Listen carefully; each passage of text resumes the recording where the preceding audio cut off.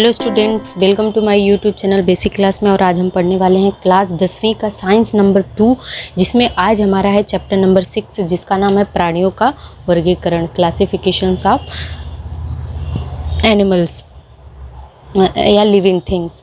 तो यहाँ पर देखिए, प्राणियों का ये वर्गीकरण जो होता है, मैंने आपको बताया है वर्गीकरण क्या होते हैं, क्यों उसकी ज़रूरत हुई है, ताकि हम किसी भी जानवर या किसी भी क्लास की या वर्ग या संघ के बारे में हम पढ़ रहे हैं तो वो चीज़ें हमें जल्दी पता चल जाए कि हाँ, इसके बारे में डिटेल में क्या है, वो किस फैमिली से बिलोंग करता है, किस वंशज से बिलोंग करता है, ये सारी चीज़ें हमें पता चल जाती हैं।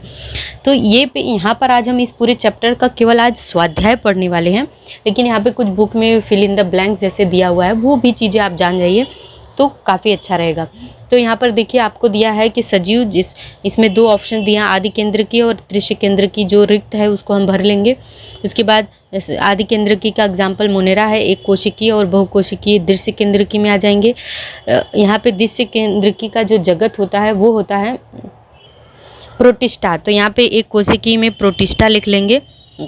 उसके बाद बहुकोशिकीय में क्या आ जाएगा, कोशिका भित्ति युक्त और कोशिका भित्ति विहीन, ये दो आते हैं। फिर कोशिका भित्ति युक्त को पुनः दो भागों में विभाजित करेंगे, स्वपोषी और परपोषी, जो कि वनस्पति जगत और कवक जगत में विभाजित होता है। और जो कोशिका भित्ति विहीन होते हैं वो प्राणी जगत होता है। तो आज ये पूरा चैप्टर प्राणी जगत के बारे में है।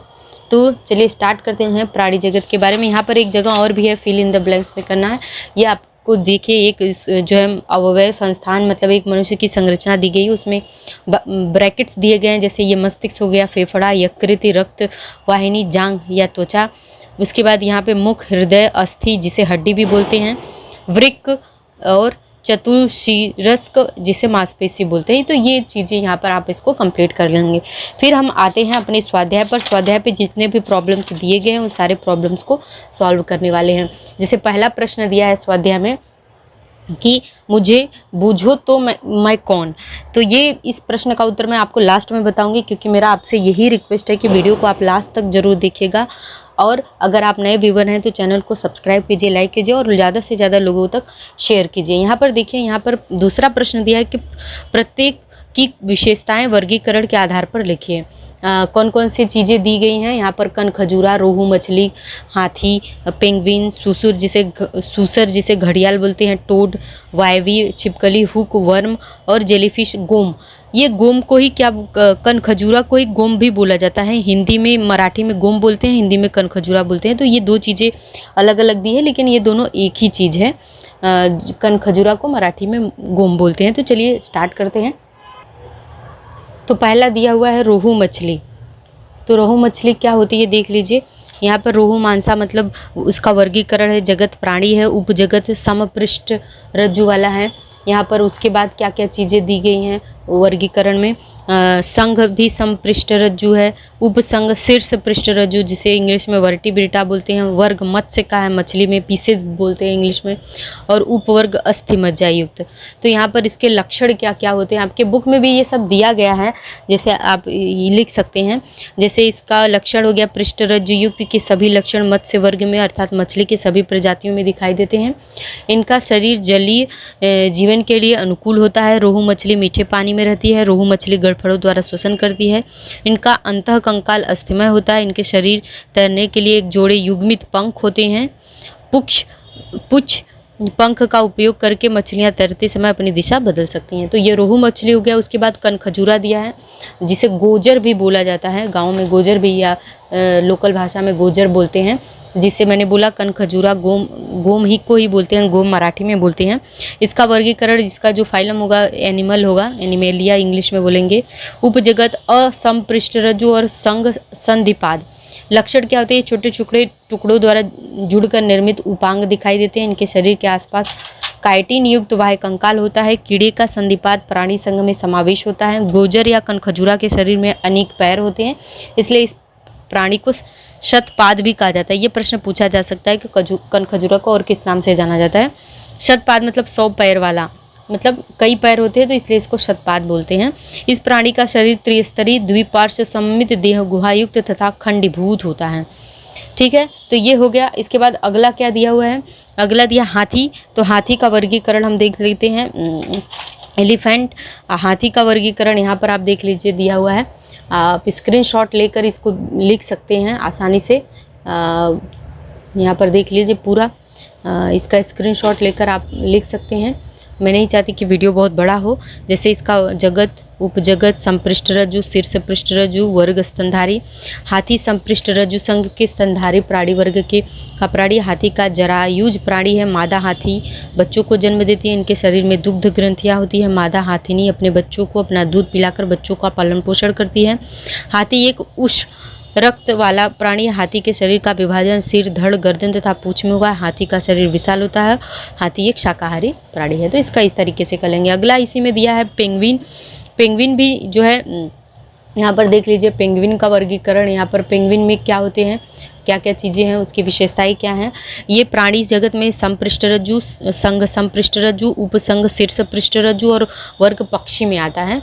तो यहाँ पे पक्षियों की विशेषताओं में क्या, पेंगुइन पक्षी वर्ग का एक प्राणी है। पेंगुइन अत्यधिक ठंड हिम आच्छादित प्रदेशों में रहने वाला प्राणी है। पेंगुइन न उड़ सकने वाला पक्षी। इसके शरीर का बाह्य कंकाल पंखों से अनाच्छादित होता है।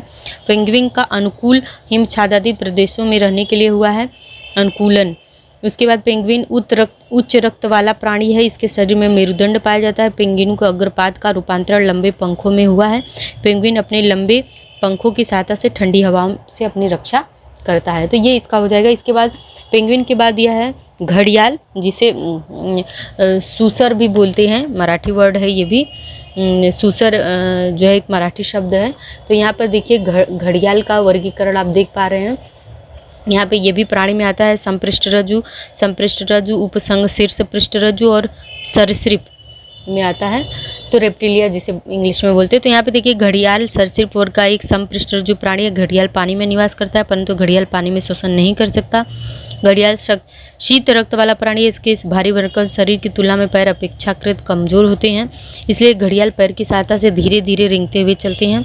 घड़ियाल की त्वचा खुरदरी शुष्क होती है। इसके शरीर पर बड़ी शल्क युक्त त्वचा होती है। इसके मुख का भाग लंबा होता है। इसके मुख में अत्यंत धारदार नुकीले दांत होते हैं। घड़ियाल का शरीर सिर, धड़ और जो है गर्दन में विभाजित होता है। इसके बाद घड़ियाल के बाद हम पढ़ेंगे टोड के बारे में। टोड क्या होते हैं तो देख लीजिए, यहाँ पर टोड का भी वर्गीकरण दिया हुआ है, देख सकते हैं आप। टोड क्या होता है, ये भी प्राणी जगत में आता है। संपृष्ठ किस में आएगा, संपृष्ठरज्जु, उपजगत भी संपृष्ठरज्जु, संघ संपृष्ठरज्जु, उपसंघ जो होता है शीर्ष पृष्ठरज्जु और वर्ग उभयचर जिसे एम्फीबिया बोलते हैं। तो यहाँ पर इसमें टोड में सारे मेढक वगैरह आते हैं। तो यहाँ पर देखिए टोड उपसंघ के उभयचर प्राणी का वर्ग का एक प्राणी है। टोड अधिकांश का भूचर स्थलवासी होते हैं। इनके शरीर में बाह्य कंकाल नहीं होती, परंतु इनकी त्वचा खुरदरी होती है। टोड शुष्क प्रदेश में निवास करता है, इसलिए इसकी त्वचा में यह बदलाव दिखाई देता है। टोड की कुछ प्रजातियों में विष ग्रंथि भी पाई जाती है। टोड में बाह्य कर्ण का अभाव होता है, परंतु कर्ण पटल होता है। टोड का शरीर सिर और धड़ में विभाजित होता है, परंतु टोड की गर्दन नहीं होती। परंतु टोड अपनी बाहर निकली हुई आँखों को घुमाकर आसपास के परिसर का आकलन कर लेता है। तो इसका भी स्क्रीनशॉट लेकर इसके बारे में आप लिख लेंगे। टोड के होने के बाद वायवी मछली या उड़ने वाली मछली जो छिपकली होती है उसके बारे में देख लीजिए। यहाँ पर ड्रैको भी इसे बोला जाता है। तो इसका भी स्क्रीनशॉट लेकर आप लिख सकते हैं। क्या दिया है, ये भी जगत में प्राणी है। उपजगत संपृष्ठरज्जु, संघ संपृष्ठरज्जु, उपसंघ शीर्ष पृष्ठरज्जु और वर्ग सरीसृप। छिपकली उपसंघ शीर्ष पृष्ठरज्जु के सरीसृप का प्राणी है। छिपकली शीत रक्त वाला प्राणी है। तो इसका भी यहाँ से यहाँ तक आप स्क्रीनशॉट लेकर आसानी से अपने नोटबुक पर लिखकर एग्जाम के लिए प्रिपेयर कर लीजिए। उसके बाद आता है हुकवर्म और जेलीफिश। तो हुकवर्म के बारे में देख लीजिए। हुकवर्म का वर्गीकरण यहाँ पर दिया हुआ है, आप उसको भी कर सकते हैं इस तरीके से। हुकवर्म क्या होता है, ये प्राणी है। उपजगत असंपृष्ठरज्जु और संघ गोल कृमि।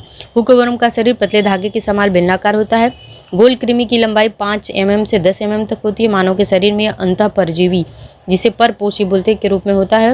हुकवर्म का शरीर त्रिस्तरीय होता है तथा इनके शरीर में नकली देहगुहा होते हैं। इस कृमियों का शरीर अखंडित होता है तथा इनके शरीर पर अनेक उपचर्म भी होते हैं। हुकवर्म का मुख हुक जैसा होता है। अपने हुक सदृश मुख के द्वारा हुकवर्म अपने पोषक शरीर में अटका रहता है। तो इस तरीके से ये भी हो जाएगा। इसके बाद लास्ट में आपका जेलीफिश बचता है। तो जेलीफिश भी देख लीजिए, जेलीफिश का वर्गीकरण, और इसका स्क्रीनशॉट लेकर आप अपने नोटबुक पर लेकर एग्जाम के लिए प्रिपेयर कर सकते हैं। तो इस तरीके से ये हमारा पूरा जो है वर्गीकरण यहाँ पर कंप्लीट हो गया। दूसरा प्रश्न, तीसरा प्रश्न दिया कि प्राणी की वर्गीकरण पद्धतियाँ किस प्रकार परिवर्तित हुई, ये तीसरा प्रश्न है। तो तीसरे प्रश्न का उत्तर देख लेते हैं। देखिए यहाँ पर सर्वप्रथम ग्रीक दार्शनिक अरिस्टोटल अरस्तु ने प्राणियों के वर्गीकरण किया। उन्होंने प्राणियों का वर्गीकरण उनके शरीर का आकार, आदतें तथा अधिवास जैसे मुद्दों के आधार पर किया था। अरिस्टोटल द्वारा किए गए वर्गीकरण की पद्धति को कृत्रिम पद्धति कहते हैं। आगे देख लीजिए कि थियोफ्रिस्टस, प्लिनी, जॉन रे और लिनियस इत्यादि वैज्ञानिकों ने भी वर्गीकरण की इस पद्धति को क्या किया था, इस पद्धति को उपयोग किया था। विज्ञान की प्रगति के कारण विज्ञान के आने वाले संदर्भ भी बदल गए तथा इसका कारण वर्गीकरण के मुद्दे भी बदल गए। आगे चलकर वर्गीकरण की प्राकृतिक पद्धति का प्रतिपादन किया गया। वर्गीकरण की यह प्राकृतिक पद्धति शरीर रचना संबंधी गुणधर्म, उनकी विशेषताएं, गुणसूत्र, जैव रासायनिक गुणधर्म जैसे मुद्दों पर आधारित थी। आगे देखिए इसके पश्चात क्या हुआ, झाबस्की और मेयर के उत्क्रांतिवाद पर आधारित वर्गीकरण का उपयोग कर प्राणियों का उद्करण हुआ। सन 1977 में कार्ल वुज ने प्राणी वर्गीकरण की 3 डोमेन पद्धति का प्रतिपादन किया। इस पद्धति के अनुसार आदि केंद्र के जीवाणुओं के 2 वर्ग किए गए। इस प्रकार प्राणी के वर्गीकरण की पद्धतियां जो है समय के साथ परिवर्तित हुई। उसके बाद इसी में दूसरा प्रश्न दिया है कि चौथा प्रश्न इसमें जो है रचनात्मक संगठन तथा सममिति, इसमें क्या अंतर है, उदाहरण के साथ स्पष्ट कीजिए। तो यही प्रश्न यहाँ पर भी है। तो प्रश्न को ध्यान से देखकर इसका आंसर जो है आप अपने लिख सकते हैं कि रचनात्मक संगठन का अर्थ है कोशिका, ऊतक, विभिन्न अंग, अवयव और संस्थान इत्यादि विभिन्न प्रकार की शारीरिक रचना। इन सभी शारीरिक रचना के आधार पर वर्गीकरण किया जाता है। सभी प्राणी कोशिका से ही निर्मित होते हैं। अमीबा जैसे एक कोशिकीय सजीव अपने सभी प्रकार के कार्य एक ही कोशिका द्वारा करते हैं। इस प्रकार एक कोशिकीय प्राणी के शरीर का संगठन जीवद्रव्य स्तर का प्रकार होता है। और बहुकोशिकीय में क्या होता है, प्राणियों के शरीर में अनेक कोशिकाएं होती हैं।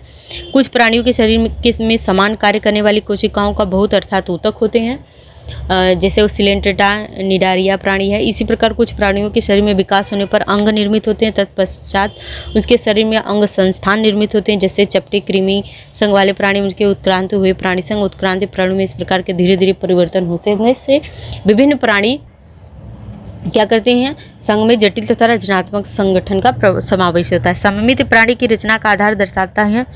प्राणियों के वर्गीकरण करते समय सममित भी एक मुद्दा होता है। किसी भी प्राणी की सममित निर्धारित करने के लिए उस प्राणी के शरीर से विशिष्ट अक्ष लेकर एक काल्पनिक रेखा खींची जाती है। सममित के आधार पर प्राणी के शरीर की रचना के विभिन्न समूह बन जाते हैं। इस उदाहरण के लिए असममित रचना जैसे रंध्रीय छिद्रधारी प्राणी और असममित रचना के प्राणी निडारिया कांटेदार त्वचा वाले प्राणियों के संघ तथा द्विपार्श्व सममित के प्राणी जैसे अन्य सभी प्राणी संघों के होते हैं। तो ये प्रश्न हमारा कंप्लीट हो जाएगा। वीडियो को लास्ट तक देखते रहिए। आगे क्या प्रश्न नंबर 5 में पहला अ दिया है, शार्क मछली का वर्ग तक वैज्ञानिक वर्गीकरण लिखिए। तो शार्क मछली का वर्ग तक वैज्ञानिक वर्गीकरण यहाँ पर आप देख लीजिए। इसका स्क्रीनशॉट लेकर आप अपने नोटबुक पर लिखकर एग्जाम पर प्रिपेयर कर सकते हैं। शार्क का वर्ग जगत प्राणी संघ संपृष्ठरज्जु, उपसंघ शीर्ष पृष्ठरज्जु, वर्ग मत्स्य, उपवर्ग कास्टिम है और वैज्ञानिक नाम स्कॉलियोडॉन साराकोवा और सामान्य नाम शार्क होता है। उसके बाद दूसरा दिया कांटेदार त्वचा। क्या दिया है, कांटेदार त्वचा वाले प्राणी संघ की 4 विशेषताएं लिखिए। तो देखिए कांटेदार त्वचा वाले 4 विशेषताएं। इस संघ के सभी प्राणी प्रायः समुद्रवासी होते हैं। इनका शरीर त्रिस्तरीय और सत्य देह गुहा युक्त होता है। 4 पॉइंट्स आपको लिखने, स्क्रीनशॉट लेकर ये चारों पॉइंट आप लिख सकते हैं। इस संघ के प्राणी की झिल्ली अवस्था में द्विपार्श्व सम्मित होती है परंतु प्रौढ़ अवस्था में पंच अरी सम्मित होती है। इस संघ के तीसरा है, इस संघ के प्राणी नलिका पाद की सहायता से संचलन करते हैं। संचलन मतलब चलना, लोकोमोशन, गति करना। नलिका पादों की सहायता से अपने भक्ष्य को भी पकड़ते हैं।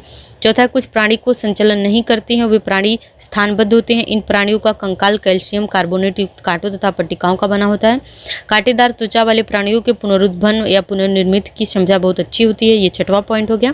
7वां लास्ट है, अधिकांश प्राणी प्राय एक लिंगी होते हैं, जैसे सितारा मछली, सी अर्चिन, ब्रिटल स्टार, सी ककुम्बर इत्यादि। तो आप इसमें से 6-7 पॉइंट में से केवल 4 पॉइंट आपको लिखने। इसके बाद दिया है तिलचट्टा किस संघ का प्राणी है, उत्तर कारण स्पष्ट कीजिए।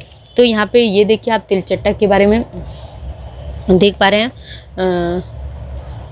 तिलचट्टा किस संघ का प्राणी है? तो तिलचट्टा संधिपाद संघ का एक प्राणी है। इसका समावेश कीटक वर्ग में किया जाता है। तिलचट्टा संधिपाद संघ का एक प्राणी, इसके महत्वपूर्ण कारण नीचे दिए। पहला है, तिलचट्टा के शरीर के आसपास काइटिन युक्त वाय कंकाल होती है। तिलचट्टा के शरीर में छोटे छोटे टुकड़े से जुड़कर बने उपांग होते हैं। 3 जोड़ियां पैर होती हैं।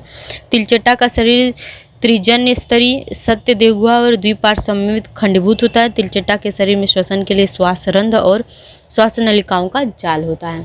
तो यहाँ पर ये पूरा स्क्रीनशॉट लेकर आप ये भी कर सकते हैं। उसके बाद तितली तथा चमगादड़ इनके अंतर के 4 मुद्दे स्पष्ट कीजिए। तो इसका भी आंसर देख लेते हैं। देख लीजिए, तितली और चमगादड़ में 4 मुद्दे में बताने, जैसे तितली एक असमपृष्ठरज्जु प्राणी, चमगादड़ एक समपृष्ठरज्जु प्राणी है। तितली का समावेश संधिपाद प्राणी संघ में किया गया है। चमगादड़ का समावेश समपृष्ठरज्जु संघ के उपसंघ के स्तनधारी प्राणी में किया गया है। उसके बाद तीसरा पॉइंट क्या हो गया कि तितली में 3 जोड़ी पैर तथा 2 जोड़ी पंख होते हैं। दोनों जोड़ी पंख काइटिन युक्त होते हैं। चमगादड़ में पैरों की 2 जोड़ियां होती है तथा उड़ने के लिए 2 जोड़ी चर्म प्रसर होते हैं। चर्म प्रसर में हड्डियां होती हैं। उसके बाद तितली दिन में दिखाई देने वाला कीटक है। चमगादड़ एक रात्रिचर स्तनधारी प्राणी है। तितली एक अंडज प्राणी है। तितली अंडे देती है। चमगादड़ एक जरायु प्राणी है। चमगादड़ बच्चों को जन्म देता है। तितली की जो जीवन चक्र में अंडा, लार्वा, प्यूपा और वयस्क को मुख्य 4 अवस्थाएं होती हैं, जबकि चमगादड़ बच्चों को जन्म देती है तथा बच्चों को अपना दूध पिलाता है। तो इस तरीके से 4 पॉइंट आपको लिखना है। तो आप 4 पॉइंट लिखिए, आपको ज़्यादा से ज़्यादा तैयार कीजिए एग्जाम के लिए। आगे देखते हैं। यहाँ पर देखिए 6वां प्रश्न है, वैज्ञानिक कारण आपको लिखना है। कछुआ जमीन पर और पानी में भी रहता है, फिर भी उसका उभयचर इस वर्ग में समावेश नहीं होता है। जेलीफिश इस प्राणी के संपर्क में आने पर शरीर में जलन होती है। तो ये सारे प्रश्नों का उत्तर मैं एक एक करके आपको दिखा देती हूँ। देखिए कछुआ सरीसृप प्राणी है। जब कछुआ भूमि पर रहता है तो वह फेफड़ों से श्वसन करता है। जब कछुआ पानी में तैरता है तो उस समय भी वो अपनी नाक पानी के बाहर निकालकर श्वासोच्छ्वास करता है। इस प्रकार पानी तथा भूमि पर कछुआ अपने फेफड़ों से श्वसन करता है, परंतु उभयचर प्राणी भूमि पर रहते समय फेफड़ों से श्वसन करते हैं तथा पानी पर त्वचा द्वारा श्वसन करते हैं। कछुआ के शरीर में वाय कंकाल होता है, परंतु उभयचर प्राणियों के वाय कंकाल का अभाव होता है। अतः कछुआ उभयचर प्राणियों के गुणधर्म नहीं पाए जाते, इसलिए कछुआ का उभयचर प्राणियों में समावेश नहीं होता है। दूसरा है, जेलीफिश के संपर्क में आने पर क्यों जलन होने लगता है? तो इस प्रश्न का उत्तर आप देख सकते हैं कि जेलीफिश सिलेंट्रेटा संघ का एक प्राणी है। जेलीफिश के शरीर में दंश पेशी मतलब जहरीली स्पर्शिकाएं होती हैं। जेलीफिश दंश पेशी युक्त स्पर्शिकाओं का उपयोग कर अपने भक्ष्य को पकड़ने तथा स्वयं की रक्षा के लिए करते हैं। दंश पेशी स्पर्शिकाएं अपने भक्ष्य के शरीर में विष का अंतःक्षेपण करती हैं तथा भक्ष्य को घायल कर देती हैं। जेलीफिश के संपर्क में आने पर दंश पेशी युक्त स्पर्शिकाओं के दंश से हमारे शरीर में विष फैलता है। इस विष के कारण हमारे शरीर में दाह या जलन होने लगती है। उसके बाद अगला प्रश्न दिया है कि सभी पृष्ठवंशी प्राणी समपृष्ठरज्जु होते हैं, परंतु सभी समपृष्ठरज्जु प्राणी पृष्ठवंशी नहीं होते हैं। तो यहाँ पर इसका प्रश्न का उत्तर आपको स्क्रीन पर ये वाला दिख रहा है, ध्यान से देख लीजिए और इसका उत्तर जो है स्क्रीनशॉट लेकर आप अपने नोटबुक पर लिख सकते हैं। सभी पृष्ठरज्जु यहाँ से लेकर आपको यहाँ तक लिखना है और एग्जाम के लिए प्रिपेयर करना है। अगला प्रश्न दिया है कि बेलेनोग्लासस असमपृष्ठरज्जु है और समपृष्ठरज्जु प्राणी इन दोनों के बीच की कड़ी है। तो यहाँ पर इसका भी उत्तर आप स्क्रीनशॉट लेकर लिख लीजिए। बेलेनोग्लासस प्राणी असमपृष्ठरज्जु संघ के प्राणियों के कुछ गुणधर्म दर्शाता है। इसी प्रकार समपृष्ठरज्जु के संघ के प्राणियों के समान उसके शरीर में मेरुदंड पाया जाता है। बेलेनोग्लासस प्राणी के समपृष्ठरज्जु तथा असमपृष्ठरज्जु दोनों संघों के कुछ न कुछ गुणधर्म पाए जाते, इसलिए बेलेनोग्लासस प्राणी को उक्रांतीय दृष्टिकोण से समपृष्ठरज्जु और असमपृष्ठरज्जु के मध्य की संयोजित कड़ी कहते हैं। तो ये हमारा पूरा कंप्लीट हो गया। अब हम 7वें प्रश्न पर आते हैं। 7वें प्रश्न में क्या दिया हुआ है कि हमें जो आंसर है चुनना है ऑप्शंस में से और स्पष्टीकरण लिखना है। तो चलिए देख लेते हैं। यहाँ पर देखिए छिद्रधारी प्राणियों के स्पंजी शरीर में कौन सी विशेष कोशिका होती हैं? तो इसका उत्तर हो जाएगा कॉलर पेशिका। पहला वाला आंसर राइट होगा। दूसरे में निम्न में से किस प्राणी का शरीर द्विपार्श्व सममित होता है? तो इसमें केचुआ होगा, इसका शरीर द्विपार्श्व सममित होता है। निम्न में से कौन सा प्राणी अपने टूटे हुए शरीर के भाग की पुनर्निर्मित कर सकता है? तो इसका आंसर हो जाएगा डी वाला सितारा मछली। और चमगादड़ का समावेश किस वर्ग में होता है? तो इसका समावेश किस में होता है? स्तनधारी में होता है। डी वाला इसमें भी सही हो जाएगा। तो इस तरीके से ए सी डी डी ये आंसर हो जाएंगे। यहाँ पे सारे प्रश्न देख लीजिए, आपको दिख पा रहे हैं आई थिंक। अब देखिए इसका स्पष्टीकरण आप स्क्रीनशॉट लेकर देख लीजिए। जैसे पहले वाले प्रश्न का छिद्रधारी प्राणी का स्पष्टीकरण यहाँ पर आपको स्क्रीन पर दिख रहा है, आप इसका स्क्रीनशॉट लेकर लिख लेंगे। इसके बाद आएंगे दूसरे प्रश्न पर, कौन सा प्राणी द्विपार्श्व सममित होता है और क्यों होता है? तो यहाँ पर केचुआ का स्पष्टीकरण है, क्यों है ये द्विपार्श्व सममित। उसके बाद सितारा मछली क्या होती है? सितारा मछली अपने अंगों का पुनर्निर्माण कर लेती हैं, तो इसका भी स्पष्टीकरण यहाँ से यहाँ तक स्क्रीनशॉट लेकर आप इसको नोटबुक पर लिख लीजिए। और चमगादड़ स्तनधारी है तो क्यों है, इसका भी यहाँ से यहाँ तक जो है आप इसको नोटबुक पर लिख लेंगे। आगे हम बढ़ते हैं अगले प्रश्न पर। अगला प्रश्न क्या दिया हुआ है, चमगादड़ अरे तालिका पूर्ण कीजिए। यहाँ पर देख लीजिए 7वां है, तो मैंने इसका आंसर यहीं पे लिख दिया है। देह गुहा होती है, जनन स्तर द्विस्तरीय होता है, संघ छिद्रधारी प्राणी संघ। और इसके बाद तालिका में दिए देह गुहा होती है, जनन स्तर त्रिस्तर होता है, और संघ किस संघ का होगा, तो ये संघ में हम चपटे कृमि लिख लेंगे। यहाँ पे चपटे कृमि संघ का ये प्राणी है, तो ये यहाँ पर लिख लेंगे, ये हो जाएगा। इसके बाद देह गुहा आभासी होती है, तो ये जनन स्तर त्रिस्तर होता है, और संघ गोल कृमि प्राणी संघ का होगा। उसके बाद देह गुहा होती है, जनन स्तर त्रिस्तर, और संघ संधिपाद प्राणी संघ का होता है। तो इस तरीके से 7वां प्रश्न आपका कंप्लीट हो जाएगा, इसको कंप्लीट कर लेंगे। 8वें प्रश्न पर आते हैं, तालिका इसमें भी पूर्ण करनी है। जैसे प्रकार चंद्रमुखी, चक्रमुखी, विशेषताएं जबड़ा रहित चूषक मुख होता है इसमें। उसके बाद उदाहरण क्या है, पेट्रोमाइसिन और मिक्सिन, ये इसके उदाहरण हो गए। मत्स्य क्या होते हैं, इस प्रकार में गलफड़ों द्वारा श्वसन करते हैं, और पापलेट और समुद्री घोड़ा शार्क, ये इसके उदाहरण हो जाएंगे। उभयचर प्राणी, मृदु त्वचा वाह्य कंकाल, मेढक, टोड, सेलेमेंडर, ये इसके उदाहरण हो जाएंगे। उसके बाद स्तनधारी, दूध में ग्रंथि होती है, इसकी विशेषता हो जाएगी। और देव मछली, जिसे वेल भी बोलते हैं, देव मछली को वेल मछली भी बोलते हैं। मानव और बिल्ली, ये इसके उदाहरण हो जाएंगे। सरीसृप के शीत रक्त वाले होते हैं, जैसे कछुआ, छिपकली और सांप, तो ये इसके जो है एग्जाम्पल हो जाएंगे। तो ये देख लीजिए एक बार आप बुक में भी, ये जो है 8वें प्रश्न का उत्तर आपको हो जाएगा, स्क्रीनशॉट लेकर लिख सकते हैं। सॉरी ये 8वें प्रश्न का उत्तर हो जाएगा, स्क्रीनशॉट लेकर लिख सकते हैं आप। और ये हो जाएगा आपको 7वें प्रश्न का उत्तर। तो इस तरीके से आप जो है 7वें और 8वें प्रश्न को भी कंप्लीट कर लेते हैं। यहाँ पर क्या दिया हुआ है, यहाँ पर दिया कि नामांकित कीजिए तथा वर्गीकरण, मतलब डायग्राम भी बनाना है और उसका वर्गीकरण भी करना है 9वें प्रश्न में। तो 9वें प्रश्न को देख लेते हैं एक एक करके, आप स्क्रीनशॉट करके उसको लिखते जाइए, मैं आपको बताती भी जाऊंगी। तो चलिए स्टार्ट करते हैं। जैसे यहाँ पर देखिए, पहला हाइड्रा, जेलीफिश, प्लेनेरिया, गोलकृमि, तितली, कछुआ, ऑक्टोपस, सितारा मछली, शार्क और मेढक, छिपकली और कबूतर, ये इस आपको इन सब का बनाना है। तो पहले हाइड्रा देख लीजिए, इसका इस तरीके से आप डायग्राम बनाएंगे, वर्गीकरण करेंगे। जगत प्राणी में, उपजगत, असम पृष्ठरज्जु में, संघ सिलेंट्रेटा और उदाहरण हाइड्रा, इसका स्क्रीनशॉट ले लीजिए। उसके बाद दूसरा जेलीफिश दिया हुआ है, इसका डायग्राम बनाकर वर्गीकरण कर लेंगे। प्राणी, उपजगत, संपृष्ठरज्जु, संघ सिलेंट्रेटा और उदाहरण जेलीफिश। उसके बाद तीसरा प्लेनेरिया दिया है, प्लेनेरिया का भी इस तरीके से डायग्राम बनाकर आप स्क्रीनशॉट लेकर इसको जो है वर्गीकरण कर सकते हैं। आई थिंक मैं आपको पर्याप्त समय दे रही हूँ। उसके बाद गोल कृमि दिया हुआ है, तो यहाँ पर ये रहा गोल कृमि, वर्गीकरण, और इसका क्या करना है, हमें वर्गीकरण भी करना है और डायग्राम भी बनाना है। फिर केचुआ दिया हुआ है, तितली भी दिया हुआ है, तो केचुआ का पहले देख लेते हैं।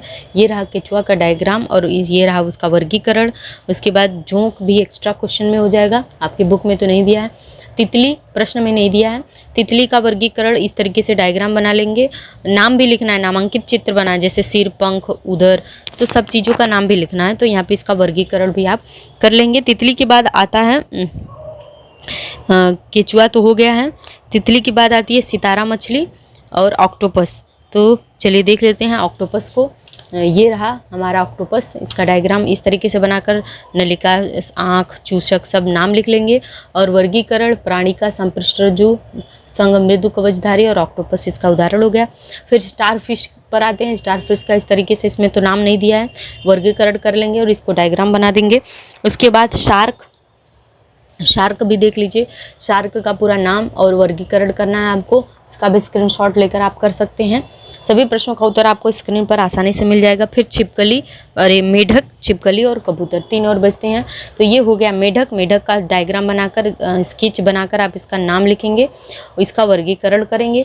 इसके बाद छिपकली दिया हुआ है, तो छिपकली का भी इस तरीके से डायग्राम बना के नाम लिखना है और इसका वर्गीकरण, ये इंपॉर्टेंट है, ये प्रैक्टिकल में भी आपको बनाने के लिए मिलता है, तो इसको जरूर ध्यान से कीजिएगा।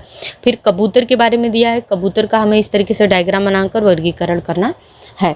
इसके बाद आते हैं 10वें प्रश्न पर। 10वें प्रश्न में दिया हुआ है कि आकृति को नामांकित कीजिए, मतलब ये आकृति दी हुई है और इसका नाम हमें लिखना है केवल, बस इतना ही करना है। ऐसा प्रश्न पूछा जाएगा एग्जाम में भी पूछ सकते हैं कि दिए गए आकृति को पहचानिए और उसका नाम लिखिए। तो ये पहला वाला जेलीफिश है, दूसरा वाला प्लनेरिया है, तीसरे वाले को नेरिस बोलेंगे और चौथे वाले को अस्थिमत्स्य। तो इस तरीके से ये पूरा जो है कंप्लीट हो जाता है। मैंने आपको पहले प्रश्न के बारे में बोला था कि मैं आपको लास्ट में बताऊंगी, तो वो भी देख लेते हैं। बूझो तो मैं कौन हूँ। इसमें दिया मैं त्रिस्तरीय कौन से प्राणी हूँ, मैं द्विस्तरीय प्राणी होकर मुझे देह गुहा नहीं है।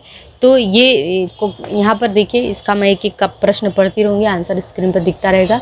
तो सिलेंट्रेटा निडारिया प्राणी संघ का प्राणी अथवा आंतरगुहीन संघ का प्राणी ये हो सकता है। उसके बाद दूसरा दिया है कि मेरा शरीर जो है क्या है, मेरा शरीर आर्य सममित दिखता है, मेरे शरीर में जल संवहनीय अभिसरण संस्थान है। तो यहाँ पर देखिए, इसका सितारा मछली कांटेदार त्वचा वाले प्राणियों का संघ हो गया। उसके बाद तीसरा दिया, मैं आपकी छोटी आंत में रहता हूँ, मेरे धागे जैसे शरीर में आभासी देह गुहा है, मेरा समावेशी किस संघ में करेंगे। तो ये स्केरिस जो पेट का परजीवी होता है, ये गोल कृमि प्राणी संघ में इसका समावेश करेंगे। उसके बाद चौथा है, मैं बहुकोशिकीय प्राणी होते हुए भी मेरे शरीर में ऊतक नहीं पाए जाते, मेरे प्राणी का संघ का बताइए। ये रंध्रीय छिद्रकारी प्राणी संघ से बिलोंग करता है, सिलेंट्रेटा बोलते हैं इंग्लिश में। फिर मेरा चूषक मुख है, मैं रक्त पीने वाले वायु परजीवी, मेरा शरीर खंडीभूत है, मैं कौन हूँ। जोंक लीच के बारे में जानते हैं, इस अखंड कृमि प्राणी होता है। कुछ एक्स्ट्रा भी क्वेश्चन आपको दिख जा रहे हैं यहाँ पर देखिए, जैसे जोड़ियाँ मिलाने वाले कुछ प्रश्न हैं। यहाँ पर देखिए, ये हो गया एक्स्ट्रा प्लस में असंगत पहचानो, स्क्रीनशॉट ले लीजिए। ये असंगत पहचाना है, इसका उत्तर भी आप देख सकते हैं एक के बाद एक, पहले दूसरे तीसरे चौथे का। तो यहाँ पे कुछ अंतर लिखना है, जैसे असमपृष्ठरज्जु प्राणी और समपृष्ठ, ये सब इम्पॉर्टेंट है। ये एक्स्ट्रा क्वेश्चन है, आपको पूछा नहीं है लेकिन फिर भी इम्पॉर्टेंट होते हैं। मैं 1 बाय 1 आपको दिखा देती हूँ, स्क्रीनशॉट लेकर भी आप इसको तैयार कर सकते हैं एग्जाम के लिए। उसके बाद चपटा कृमि और गोल कृमि, इसमें भी अंतर है, अंतर आप इसको लिख के तैयार कर सकते हैं। इसके बाद फिर क्या दिया, पृष्ठरज्जु और शीर्ष पृष्ठरज्जु प्राणी में क्या अंतर होता है वो भी देख लीजिए। 4-5 पॉइंट काफ़ी होते हैं, इसके उदाहरण भी देख लीजिए। उसके बाद चक्रमुखी प्राणी वर्ग और मत्स्य प्राणी वर्ग में क्या अंतर होते हैं वो देख लीजिए। उभयचर प्राणी और सरीसृप प्राणी में क्या अंतर होते हैं देख सकते हैं आप। इसके बाद दिया है पक्षी और स्तनधारी प्राणी में क्या अंतर होते हैं, तो वो भी आपको स्क्रीन पर दिख जाएगा पूरा का पूरा 1 बाय 1 करके, उभयचर प्राणी और सरीसृप प्राणी का। तो ये एक्स्ट्रा प्रश्न हो गए। आई होप आपने ये पूरा वीडियो देखा और आपको समझ में आया। अब मैं लंबा नहीं खींचूंगी। यहाँ पर आपको जो चीज़ें स्क्रीन नहीं लेने पे समझ में आया, आपके बुक में भी दिया है, जैसे छिपकली का, पिजन का चित्र दिया है, चमगादड़ का चित्र दिया है, उसका नामांकित चित्र दिया है। यहाँ पर देख लीजिए, सारे एनिमल्स, फिश का दिया है, मेढक का दिया है, टोड का दिया है। तो ये सब आप इस बुक से भी बना सकते हैं। तो पूरा वीडियो देखने के लिए धन्यवाद। मिलते हैं नेक्स्ट वीडियो में। आपका दिन शुभ हो।